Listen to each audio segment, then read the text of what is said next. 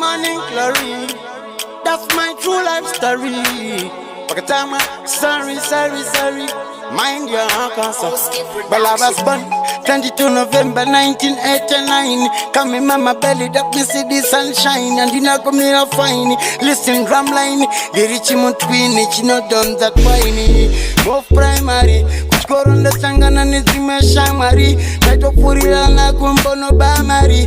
Asitocha marati wambere muhari. Nekuti mama ganawe and papa ganawe.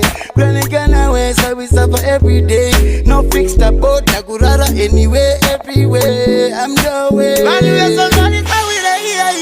Zakutapalangani parira iye Sakaipa vangani rogere iye Namarandi mire Musanishkire Kunyangwa kalisawira iye Zakutapalangani parira iye Sakaipa vangani rogere iye Namarandi mire Musanishkire. Well, I was born in a family of 8. Moyo ndaka simba kutapura concrete. Just a thin line between love and hate. Saka uchiwona future yangu iri bright. Right now, so your love I speak out. Better watch out when the gangsters march out. And they no doubt, at this Buddha drought. Nangandiri down, but you know the out. Deformation of character, yangu wrong. Information, shandi no itakanamu. Nema question, nakupa equation. Life yangu musapewo conclusion. Unosiba kuti nina competition. Pichi baba nyanga mchita lina education. Drimu socha, enenditori permission. Spiritual connection, dripa operation.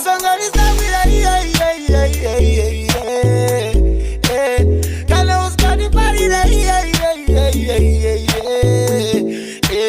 Mariva ngani tarira